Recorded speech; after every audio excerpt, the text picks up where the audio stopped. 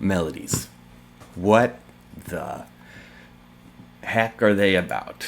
Okay, here we go. So let's talk about melodies a bit. Usually I like to start by kind of grabbing a whatever synth you want to use.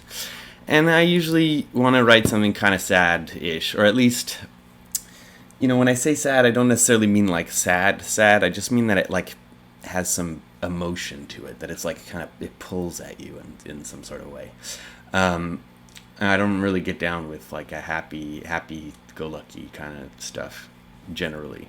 So sad or creepy or angry, ugly maybe even, these are all kind of words that I like to use for my melodies. So if you like that kind of shit, this is the moment for you. Okay, so anyway, so I get these notes with a little bit more release time. Strap in to some sort of scale. F minor seems good.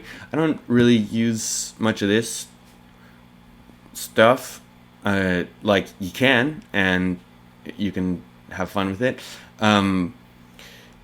And actually, in general, like these aren't really all that different from each other. They just sort of like start on a different note, and then you have these ones which are different from each other. But I don't know. I don't really use a lot of this stuff. I find minor is fine, and then if anything, I'll hit some notes that are outside of it or whatever. So whatever. Let's just start here because it's kind of, if you're just starting out, this is a good spot to start. And one thing before we get started is, when like I think dissonance is really nice. So a lot of the time I'll start somewhere that has this sort of semitone, or I won't start here, but like this is where I'm kind of leaning into, is these places with this semitone movement. So say we start with this. We already have this moment of, and the thing that we're going to be kind of like digging into here is finding these moments of tension and trying to like stretch them out and get as much tension as we can in there, because those are the kind of moments that, in my opinion, make a melody nice. Okay, so this is kind of generally how I'll start. Like, say we just start with this, and we can just kind of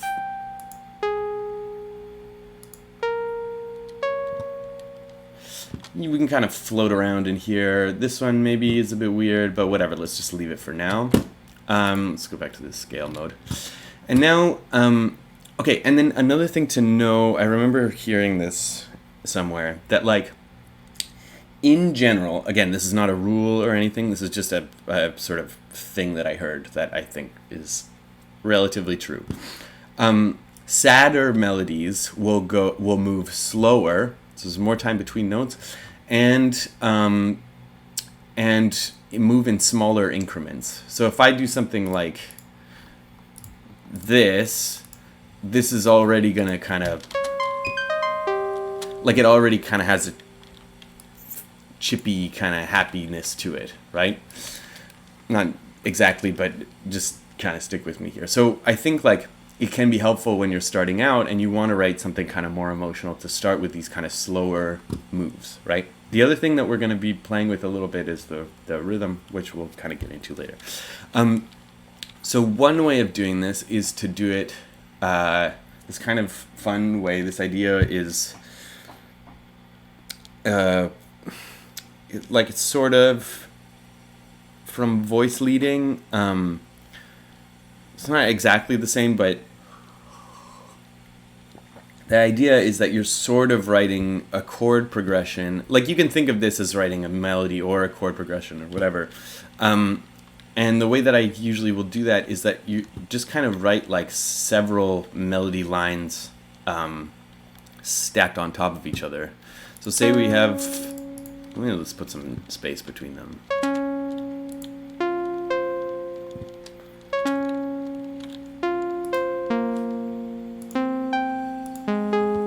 Nah, that sounds stupid.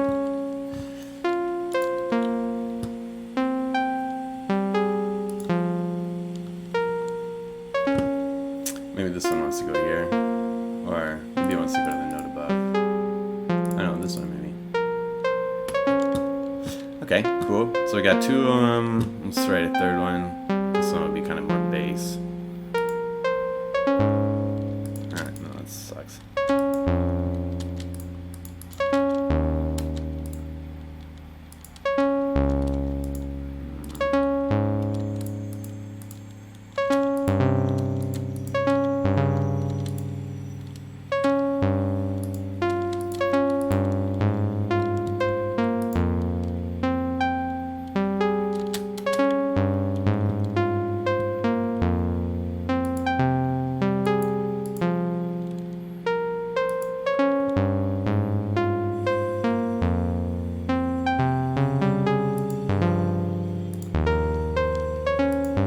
Alright, this one's not really working for me.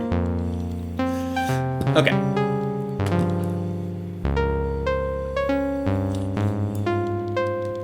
Okay, and now, alright, so we've got these three things. They're not really, it's not super working out for me.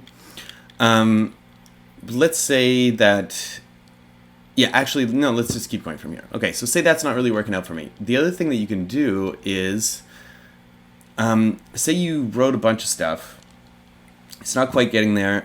The kind of easiest thing to do from there is to just write a like a line on the very top that's going to be super simple, and it's going to sort of the highest notes oftentimes are they're sort of like the easiest to pick out to a certain extent. So like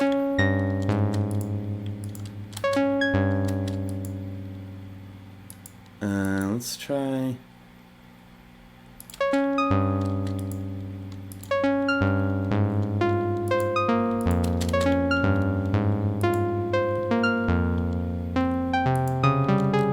Actually, this note is not doing it for me.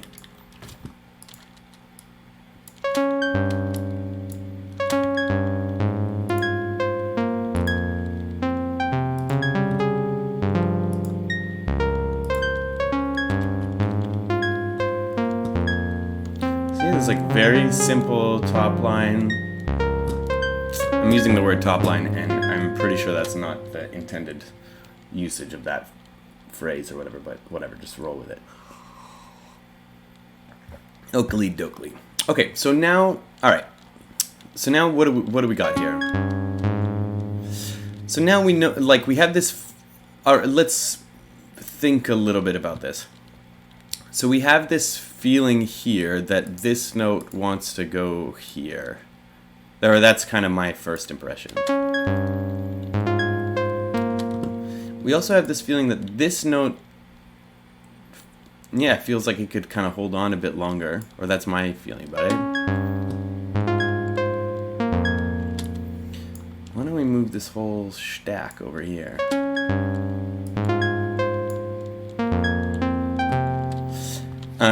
And now the other thing that we can kind of think about is like, since we have these kind of weird little groupings of notes, we can sort of think about rhythmically which ones, like the ones that are on these kind of more major, more important sort of subdivisions are going to feel a little bit emphasized, right?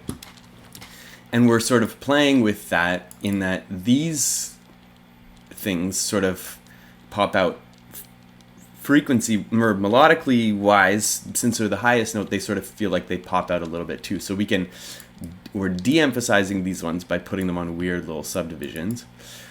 But they're already kind of popping out on their own.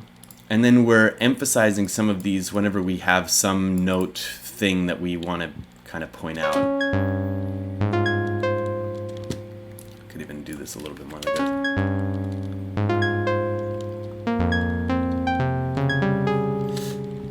This stuff is maybe not even necessary, to be honest. We could...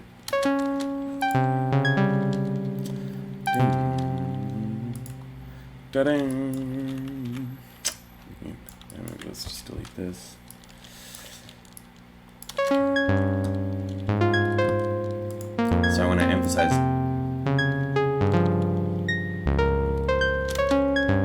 This could maybe come a bit earlier.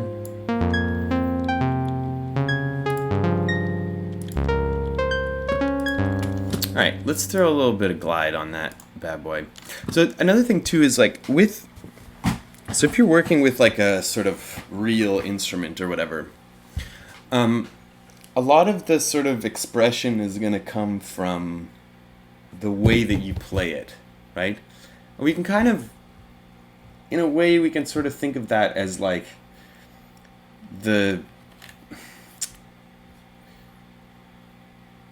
Nah, I don't know if I know how to explain that, but a lot of that same expression in digital synths and stuff comes from the sort of sound design of the synth itself, right? So you like the synth itself is not all that expressive by itself, and partially it's because if you're on a piano, it's really hard to play the same note exactly the same 2 times in a row, whereas with a synth, you have to put in effort to not do it exactly the same. So these kind of little things of like, maybe a bit of key tracking on the filter, maybe a little bit of glide.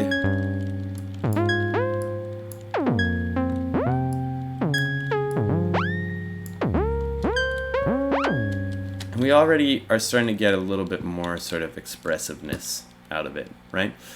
The other thing that we can play with is sort of the way that this envelope stuff works, right? So your envelope, a lot of the times what's going to happen is your envelope, here, say we pick a longer release time.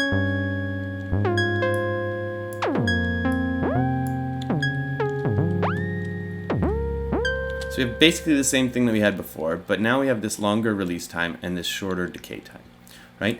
And the way this kind of works is the note on event, like the beginning of the note, is going to trigger these first 2 parts of the envelope, right? And then as long as you hold the note, it's going to stay at the sustained amount. And then when you let go of the note, it triggers this release time. But what happens if you say you're like this? Whatever, I'm just going to do this so that we can kind of see it a little bit more clearly.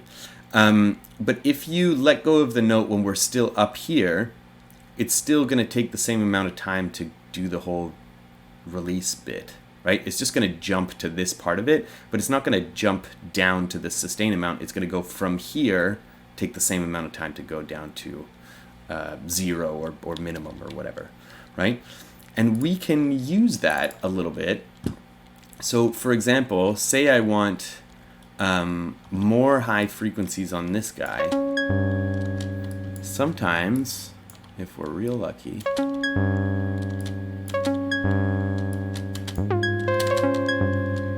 right, because we have that key tracking shit on there too, so it's not gonna fully do it for us. Let's try a different note. Let's try this one actually.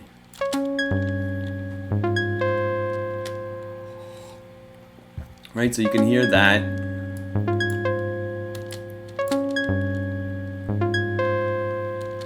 So that's another way that we can get a little bit of expression, a more expressive control in our sounds. And it's a little bit less tedious than messing around with velocity crap, which I don't know, personally, it just drives me nuts. Okay, cool. So there's that kind of stuff. We got the glide stuff. The other thing with the glide is that which notes glide to which other notes is dependent on the amount of voices. Well, it's dependent on this priority thing and also the voices, right? So if we have it set to priority is the high notes.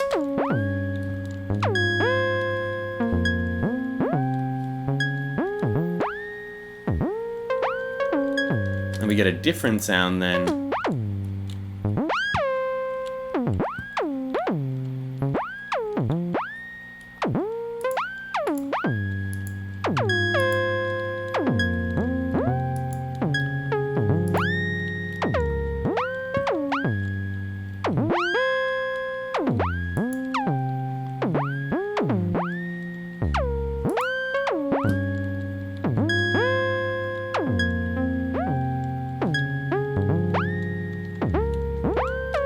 So in this setup, the note in the priority last, the glide is going to happen between each note that are 8 other notes apart, right? So this note is going to glide to 1, 2, 3, 4, 5, 6, 7, 8. It's going to glide to this one. Let's see if that's true or if that's kind of, I screwed it up or something. I don't know, that sounded like a different one. Glid there. But it's something like that. So that's another place where you can get a bit more kind of expressive stuff going on.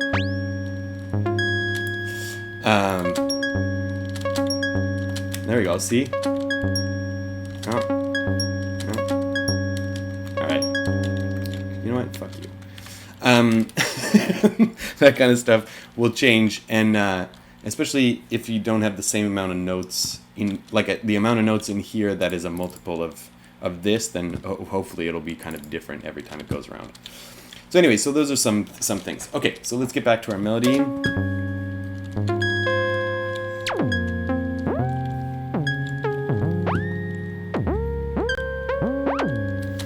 And you know, so now we can play a little bit more with the rhythm. Maybe this will be kind of interesting to leave a little bit more space between these two. I wonder if we can even go this far. I'm not really sure if we can. Although the other thing is that this, you know, this is also an important note, so letting that one be the one that rings out.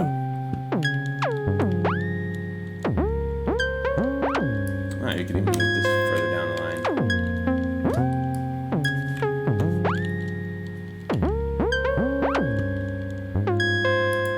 Alright, I could try flipping them around.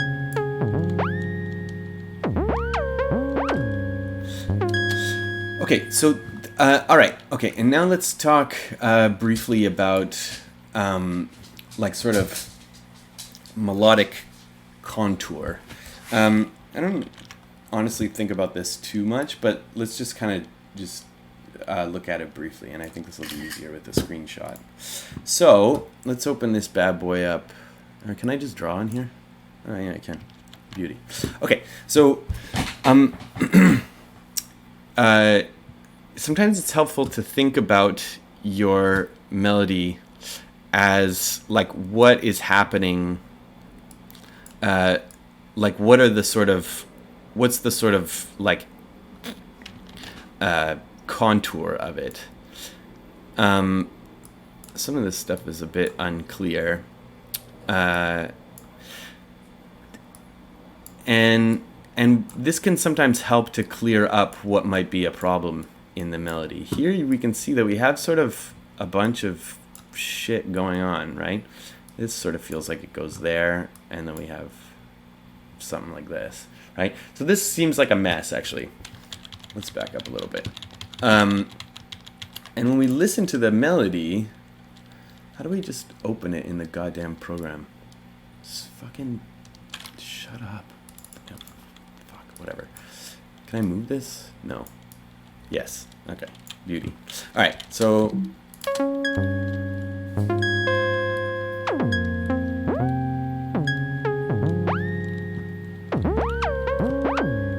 So now we have it. We do have sort of several lines going on here. Now that we've heard it again, we can kind of draw this out. So now we've got this one. Bang, bang, bang, bang, bang, bang. Thanks. Let's just go like this. Whoops. This one, this one, this one. Okay. And then we have, let's listen to it again.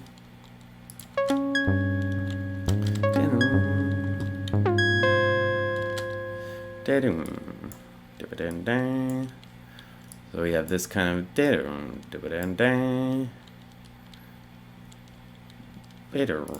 Let's hear it again.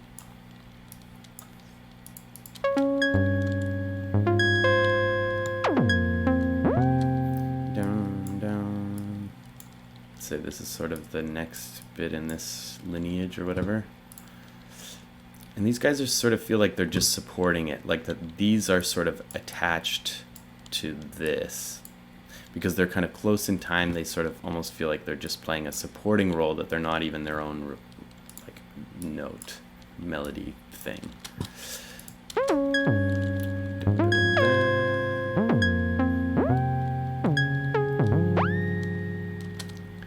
And we do have this kind of cool little, this, maybe I wrote a too complicated one for this type of analysis. And then there's this sort of dun dun, and this is sort of attached to that. Okay, so this kind of stuff can clear up some things about our melody, which can help us kind of write it more clearly.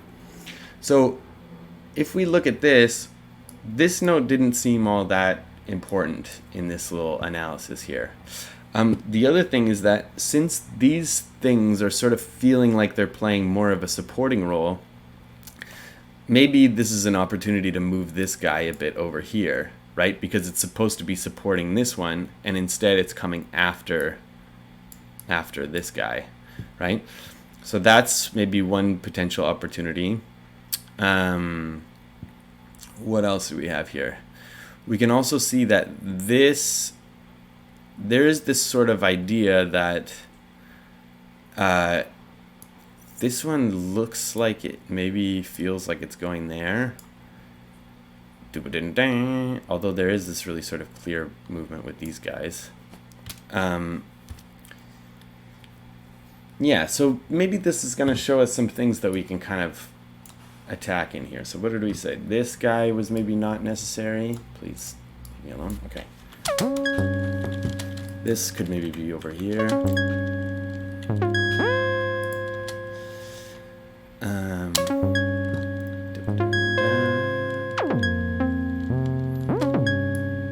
Maybe we can get more attention out of this by moving this one around or something.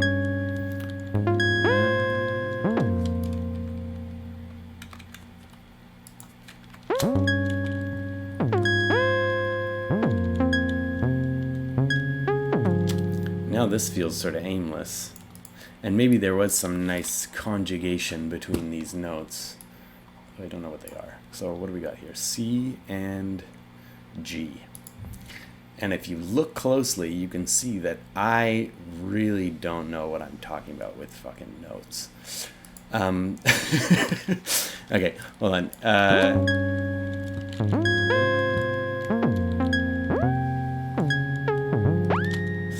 I wonder if we can bring these closer too.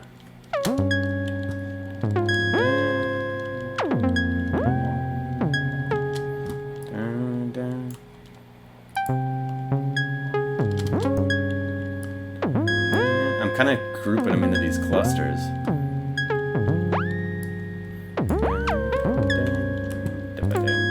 I wonder if this will work actually.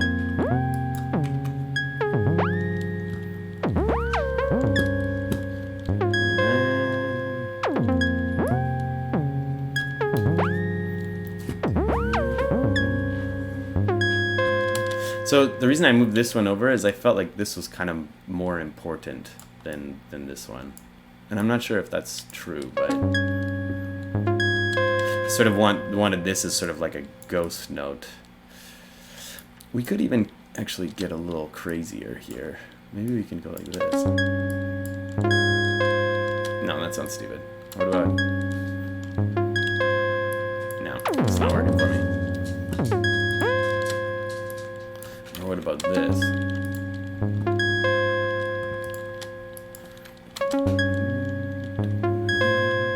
Yeah, then these two go together, and these two are sort of spread apart a little bit.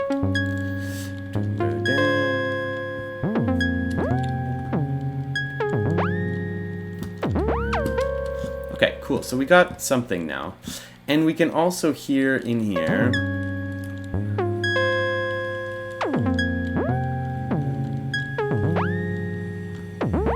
I wonder what would happen if we moved these guys an octave down.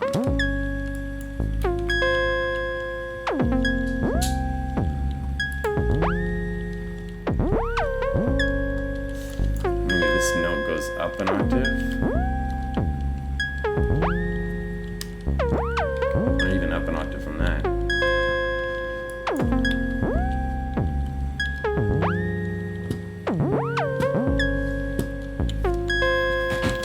Okay, cool. So I don't know if that was the right idea, to be honest, but actually quite liked this up here.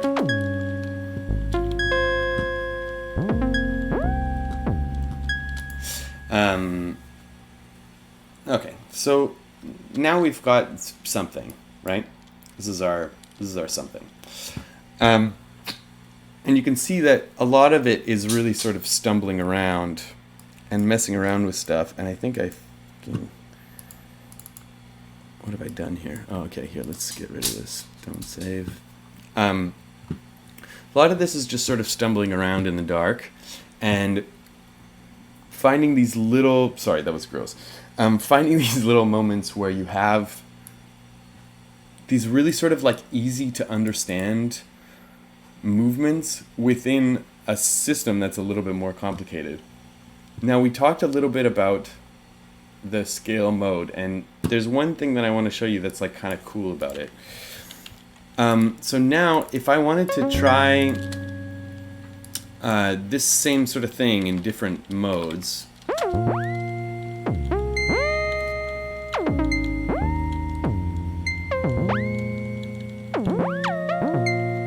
this is a different mode now.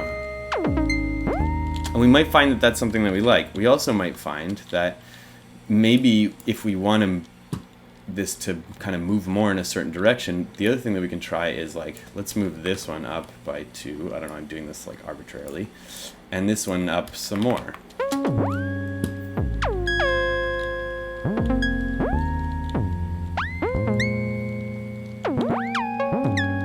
So here's a nice variation on this original pattern, right? And we can just keep fucking going, right? Let's just take this. Oh, sorry, I think I'm not supposed to swear in YouTube videos, but let's try a different one. This, and then these ones will go down a bit. Oops, this is not the droids I'm looking for.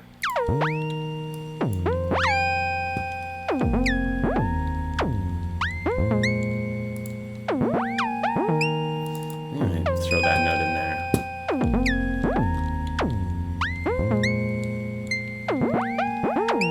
And okay, so you hear that like, there's this feeling when we get here.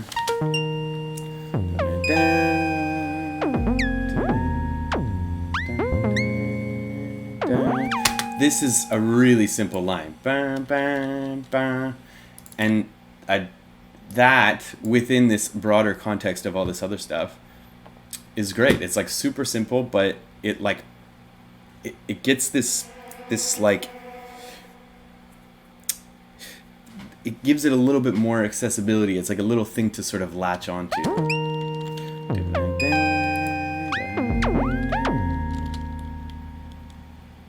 I almost want to go here.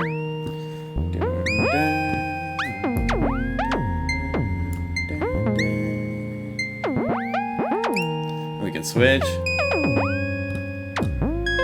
Oops, I switched in the middle of the pattern.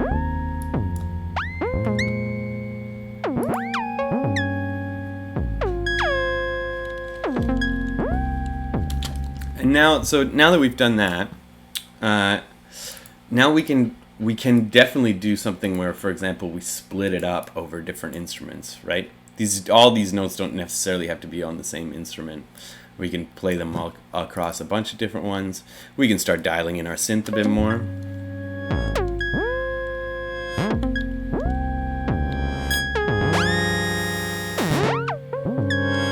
Maybe we want to fucking write some stuff like that. God, I have to stop swearing.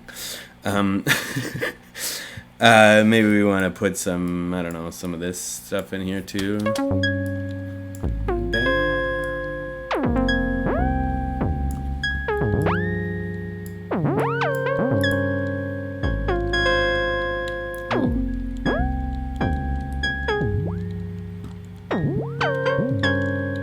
That's really cool. I didn't mean to do that, but I really like that.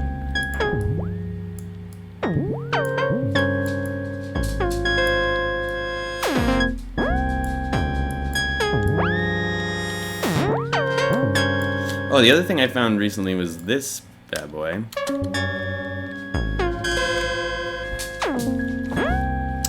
like 100.1. Oh, yeah.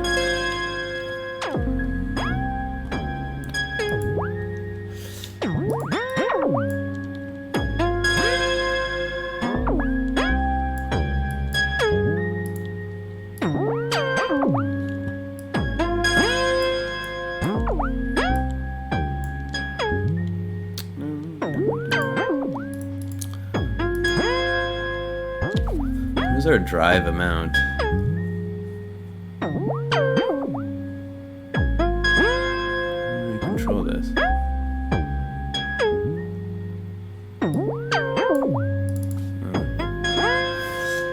Yeah, so now we can have all sorts of stuff that we can just sort of play around with, have fun. I already have like a melody that's working. So I guess that's the end of this video. How do we control the drive amount?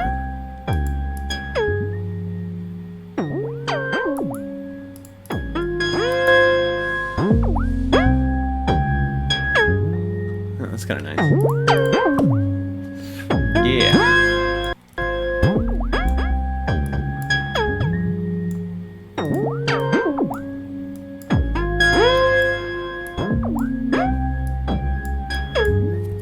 Cool. So, that's it for this one, folks. Thank you very much for coming, and hopefully that helps with your melodies. And stay tuned for more tutorials.